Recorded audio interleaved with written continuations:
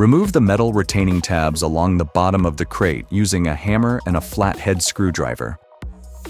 With 2 people, carefully lift the wooden crate off the base to begin unboxing.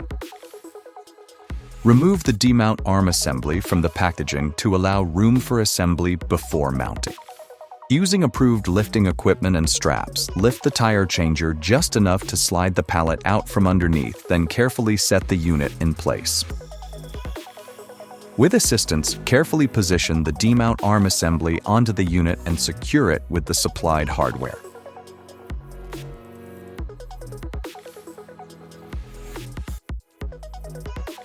Install the pneumatic assist arm onto the demount assembly and fasten it using the supplied hardware. Secure the tire inflation hose to the holder mounted on the side of the demount assembly. Wipe off the protective grease from the steel clamps before operation. With installation complete and all components secured, the machine is now ready for use.